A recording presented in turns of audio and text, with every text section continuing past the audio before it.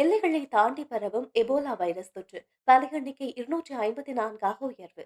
குற்றங்களை குறைக்க லண்டன் தெருக்களில் நிரந்தர கண்காணிப்பு கேமராக்கள். மனித உரிமை அமைப்பு கடும் கண்டனம். உலகக்கோப்பையில் புகுந்து விளையாடும் ஸ்கொட்லாந்தின் விசித்திர கலாச்சாரம். பிரிட்டன் அரசியலில் திடீர் சறுக்கல். டொனால்ட் ட்ரம்ப் முன்வைத்திருக்கின்ற கடுமையான விமர்சனம். வணக்கம். இன்றைய நாளுக்கான பெட்டகம் நிகழ்ச்சியில் சர்வதேச அரங்கில் பெரும் அதிர்வலைகளை ஏற்படுத்தி இருக்கின்ற முக்கியமான செய்திகளை விரிவாக பார்க்கலாம். பிரிட்டனுடைய பிரதமர் ஸ்டார்மர் அவர்கள் திங்கட்கிழமை தன்னுடைய பதவியில் இருந்து விலகுவதாக ராஜினாமாவை அறிவித்திருக்கிறார். எப்படி இருந்தாலும் இந்த புதிய பிரதமரை தெரிவு செய்கின்ற வரைக்கும் இவர் இடைக்கால பிரதமராக அங்கம் வகிப்பார். இவ்வாறான சூழ்நிலையில இந்த பதவி விலகலை, இந்த ராஜினாமாவை தான் ஏற்கனவே முன்கூட்டியே கணித்ததாக டொனால்ட் ட்ரம்ப் அவர்கள் ஒரு கடுமையான விமர்சனத்தை இப்போது முன்வைத்திருக்கின்றார்.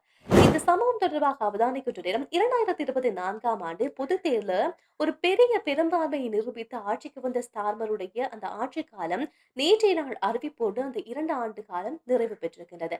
இவ்வாறான சூழ்நிலையில ட்ரம்ப் அவர்கள் தன்னுடைய ட்ரூத் சோஷியல் தளம் மற்றும் ஓவல் அலுவலகத்தில் செய்தியாளர்களை சந்தித்த போது இந்த ஸ்டார்மர் பின்பற்றி இருக்கின்ற 2 முக்கியமான கொள்கைகள் அவர் சரியான முறையில பின்பற்றாததுதான் இந்த விளைவுக்கு காரணம் என்று சுட்டிக்காட்டியிருக்கிறார். அவர் குறிப்பிட்ட விடயங்களை அவதானிக்கின்ற நேரம், பிரிட்டன் தன்னுடைய சொந்த வடகடல்ல இருக்கின்ற எண்ணெய் வளத்தை பயன்படுத்தாமல் நோர்வே போன்றிருக்கின்ற நாடுகள்கிட்ட இருந்து எரிபொருளை கொள்வனவு செய்ததும், நாடு பூராகவும் காற்றாலையை அமைத்ததையும் ட்ரம்ப் ஒரு குற்றச்சாட்டாக முன்வைத்திருக்கிறார். அதே நேரம் பிரிட்டனுடைய தளர்வான குடியேற்ற கொள்கைகளால் அதிகரித்து வருகின்ற குற்றச்செயல்களை கட்டுப்படுத்துவதில் தவறிவிட்டார். இந்த விஷயங்களை ட்ரம்ப் சுட்டிக்காட்டியிருக்கிறார். எப்படி இருந்தாலும் இந்த ட்ரம்பினுடைய விமர்சனம் ஒரு பக்கமாக இருக்கின்ற நேரம், இந்த ராஜினாமாவுக்கு இது மட்டும் காரணம் கிடையாது. சர்வதேச அழுத்தமும் உள்நாட்டு அழுத்தமும் தான் இவருடைய பதவி விலகலுக்கு காரணமாக பார்க்கப்படுகிறது. அது மிக முக்கியமான ஒரு விஷயம்.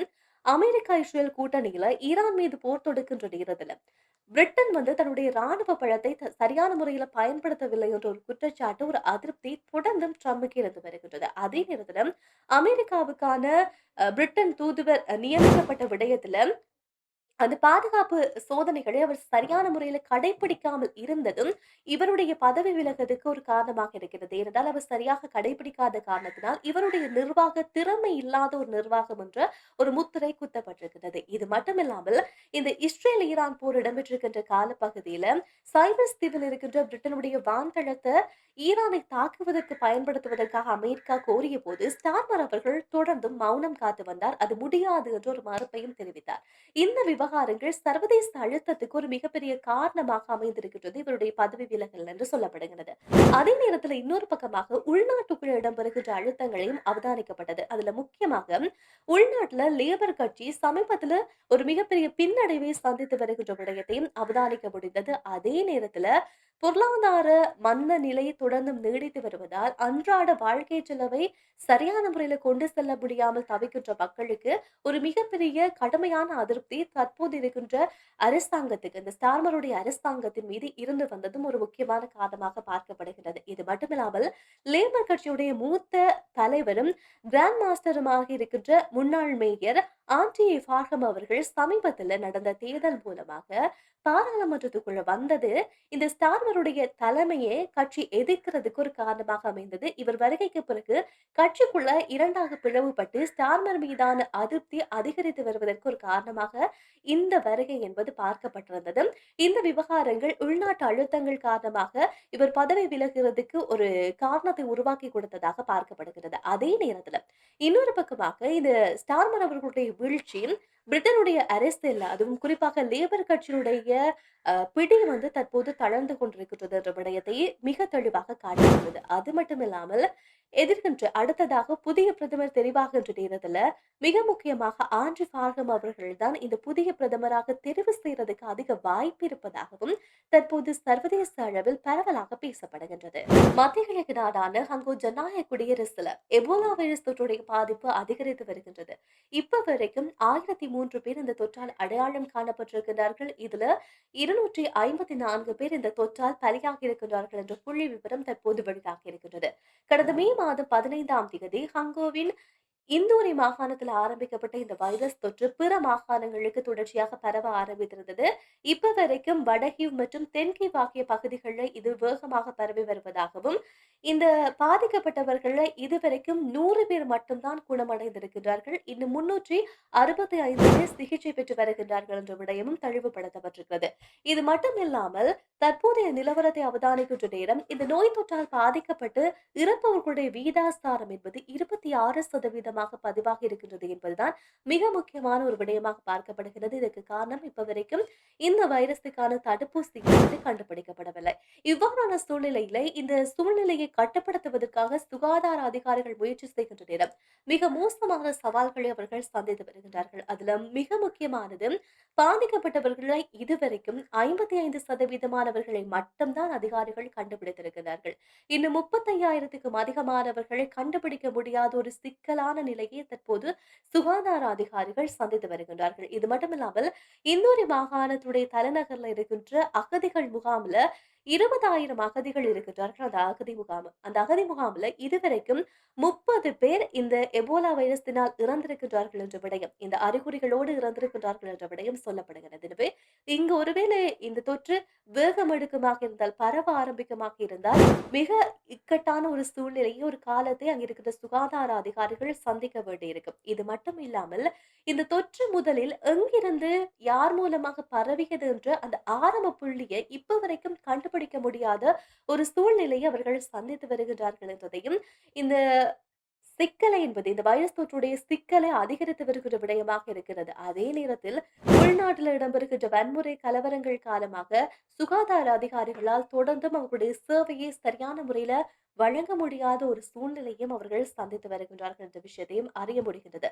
எப்படி இருந்தாலும் இந்த வைரஸ் பரவலுடைய வேகம் என்பது களத்தில் எடுக்கப்படுகின்ற முயற்சி, அதாவது கட்டுப்படுத்த எடுக்கின்ற முயற்சியை விட மிக வேகமாக பரவிக் கொண்டிருக்கிறது என்பதுதான் இதுல இருக்கின்ற ஒரு பெரிய பிரச்சனையாக பார்க்கப்படுகிறது. அது மட்டுமில்லாமல் இப்ப இருக்கின்ற இந்த எண்ணிக்கை என்பது இந்த வைரஸ் தொற்றினுடைய உச்சகட்டம் கிடையாது. இதைவிட மோசமான ஒரு உச்சகட்டத்தை இந்த உலகம் சந்திக்கும் என்ற எச்சரிக்கை விடுக்கப்பட்டிருக்கிறது. அதே நேரத்துல உலகளாவிய மருத்துவ உதவி உடனடியாக கிடைக்காவிட்டால் இது உலக நாடுகளுக்கு பரவும் என்ற ஒரு மிகப்பெரிய எச்சரிக்கை மருத்துவத்துறையினரால் வெளியிடப்பட்டிருக்கிறது. லண்டனுடைய முக்கியமான வணிக மற்றும் இரவு நேர பொழுதுபோக்கு இடமாக கருதப்படுகின்ற வெஸ்டின்ஸ் மற்றும் சோஹாம் ஆகிய பகுதிகளில் இந்த ஃபேஸ் ரெகக்னேஷன் கேமராக்களை பொருத்துவதற்கு தற்போது மாநகர காவல்துறை முடிவு செய்திருக்கின்றது. இது வருகின்ற நாட்களில் நடைமுறைப்படுத்த போகின்றது. இந்த கேமராக்கள் எப்படி செயல்பட போகின்றது என்றால், ஒரு பொது இடத்துல இந்த கேமரா பொருத்தப்படுமாக இருந்தால் அந்த கேமராவை கடந்து செல்கின்ற ஒவ்வொரு தனிநபருடைய முகங்களும் ஸ்கேன் செய்யப்பட்டு ஏற்கனவே காவல்துறையினுடைய குற்றவாளி பட்டியல், தேடப்படுகின்ற குற்றவாளி பட்டியலோடு ஒப்பீடு செய்யப்பட்டு இந்த நபர் குற்ற செயல்களில் ஈடுபட்டாரா இல்லையா என்பது கண்டுபிடிக்கப்படும். கண்டுபிடிக்கப்படுமாக இருந்தால் உடனடியாக இது அந்த இடத்தில் இருக்கின்ற காவல் அதிகாரிகளுக்கு நேரடியாக தகவல் வழங்கும். தகவல் வழங்க அந்த இடத்துக்கு செல்கின்ற அதிகாரிகள் மூலமாக அந்த குற்றச்செயல்களில் ஈடுபட்ட நபர்கள் தொடர்பான நடவடிக்கைகள் மேற்கொள்ளப்படும் என்ற விடயம், இந்த தொழில்நுட்பம் இதற்காகத்தான் பயன்படுத்தப்பட போகின்றது என்று ஒரு விளக்கம் கொடுக்கப்பட்டிருக்கிறது. அதே நேரம் டிசம்பர், அதாவது கிறிஸ்துமஸுக்கு முன்பாக இந்த திட்டத்தை அமுல்படுத்துவதற்கான யோசனை தற்போது முன்வைக்கப்பட்டிருக்கிறது, அமுல்படுத்தப்பட போகின்றது. அதே நேரத்தில் இந்த திட்டத்தை பிற இடங்களுக்கும் கொண்டு செல்வதற்கு 2027ஆம் ஆண்டு இது பல்வேறு இடங்களுக்கு விரிவாக்கப்பட போகின்றது என்ற விடயம் தற்போது தெரிய வந்திருக்கிறது. இந்த விடயம் தொடர்பாக லண்டனுடைய காவல்துறை ஏற்கனவே தெற்கு லண்டன்ல இருக்கிற ஒரு பகுதியில இது சார்ந்து முதல் கட்ட ஆய்வு நடவடிக்கைகள், முதல் கட்ட சோதனை நடவடிக்கைகளை மேற்கொண்டிருக்கிறார்கள். அது 2025 மார்ச் 2025 அக்டோபர் மாதத்தில இருந்து 2026 மார்ச் மாதம் வரையான காலப்பகுதியில இந்த நடவடிக்கை பரிசீலனை செய்யப்பட்ட போது, இந்த பரிசீலனை மூலமாக, இந்த நடவடிக்கை மூலமாக 173 குற்றவாளிகள் அடையாளம் காணப்பட்டு அவர்கள் கைது செய்யப்பட்டிருக்கிறார்கள் என்ற விடயம் தெளிவாக இருக்கிறது. அதே சமயத்துல மெட்ரோபொலிசார் இது தொடர்பாக கூறுகின்ற நேரத்தில் அவர்கள் சொன்ன விஷயம், இந்த திட்டத்தை 80% மக்கள் ஆதரிக்கின்றார்கள். முந்தைய சோதனையின் போது 4,70,000 முகங்கள் இந்த முறை மூலமாக ஸ்கேன் செய்யப்பட்டிருக்கிறது. இதுல ஒரே ஒரு நபர் மட்டும்தான் தவறுதலாக அடையாளம் காணப்பட்ட நபராகவும், மிகுதி அத்தனை பேரும் சரியான முறையில் அடையாளப்படுத்தப்பட்ட நபர்கள் என்ற விடயத்தையும் அவர்கள் உறுதிப்படுத்தி இருக்கிறார்கள். எப்படி இருந்தாலும் லண்டன்ல இருக்கக்கூடிய இந்த பிக் பிரதர்ஸ் ஸ்போர்ட்ஸ் என்று சொல்லப்படுகின்ற மனித உரிமை நிறுவனங்கள் இதை கணிசமான அளவு எதிர்க்கின்றார்கள். அவர்கள் குறிப்பிடக்கூடிய காரணம் என்பது, இந்த ஸ்கேன் செய்கின்ற இந்த திட்டம் என்பது தனிநபர்களுடைய தனி உரிமையை பாதிக்கும் என்ற விடயத்தை முன்னிறுத்தி இதை கொண்டு வரக்கூடாது என்று அவர்கள் கடுமையான எதிர்ப்பை தெரிவித்து வருகின்றார்கள். அதே நேரத்துல எந்த இடங்கள்ல இந்த கேமராக்கள், கண்காணிப்பு கேமராக்கள் பொருத்தப்பட போகின்றது என்ற விடயம் முன்கூட்டிய மக்களுக்கு எச்சரிக்கை பலகை மூலமாக தெரிவிக்கப்படும் என்ற ஒரு விளக்கத்தையும் காவல்துறையினர் கொடுத்திருக்கிறார்கள். எப்படி இருந்தாலும் இந்த திட்டம் என்பது பெண்களுக்கு எதிராக இடம்பெறுகின்ற வன்முறை செயற்பாடுகளும், அதே நேரம் தேடப்படுகின்ற பாலியல் குற்றவாளிகளை கண்டுபிடிப்பதற்கு இந்த திட்டம் பெரிய அளவில் உதவி செய்யும் என்று போலீசார் இதற்கான காரணத்தை குறிப்பிடுகிறார்கள். எப்படி இருந்தாலும் இது தனி நபருடைய இந்த தனிமனித சுதந்திரத்துக்கு இடையூறாக இருக்கும் என்று இதற்கான எதிர்ப்புகள் இப்போது உலகளாவிய ரீதியில் எழ ஆரம்பித்திருக்கிறது. 28 ஆண்டுகளுக்கு பிறகு உலகக்கோப்பை கால்பந்தாட்ட தொடருக்கு தகுதி பெற்றிருக்கிறது ஸ்கொட்லாந்து அணி. தற்போது அமெரிக்காவுடைய பாஸ்டன் நகர்ல இடம்பெற்ற போட்டியை தொடர்ந்து அடுத்ததாக மியாமி நகர்ல போட்டி இடம்பெறப் போகிறது. அதற்கு முன்பாக அந்த இடத்துல ஸ்கொட்லாந்தினுடைய ரசிகர்கள் அவர்களுடைய டிராபிக் கோன் அணிகின்ற கொண்டாட்டத்தை தற்போது தொடங்கி இருக்கிறார்கள். இந்த விடயம் தற்போது சமூக ஊடகங்கள்ல வைரலாகி வருகிறது, காணொளிகள் வாயிலாக. இதை அவதானிக்கின்ற நேரத்துல அங்கிருக்கின்ற ஸ்கொட்லாந்தினுடைய ரசிகர்கள் அவர்களுடைய பாரம்பரிய உடையை அணிந்திருக்கிறார்கள். அதே நேரம் அங்க ஒரு அதிநவீன ரோபோவினுடைய தலைகள்ல இந்த டிராபிக் கோன், ஆரஞ்சு நிறத்திலான டிராபிக் கோன் அணியப்பட்டிருக்கிறது. அந்த ரோபோ அங்க இருக்கிற ரசிகர்களோடு இணைந்து நடனம் ஆடக்கூடிய காட்சி சமூக ஊடகங்கள்ல பரவி இருந்தது. அதே நேரத்துல அமெரிக்காவினுடைய சிறப்பு வாய்ந்த சிலைகளுடைய தலைகள்ல இந்த டிராபிக் கோன் ஒரு சில இடங்கள்ல அணியப்பட்டு வருகிறது. ஆனால் இது முற்றுமுழுதாக ஒரு நகைச்சுவைய, ஒரு பாரம்பரிய விடயமே தவிர இது யாரையும் சீண்டக்கூடிய ஒரு விடயம் கிடையாது என்ற ஒரு விடயம் தெளிவுபடுத்தப்பட்டிருக்கிறது.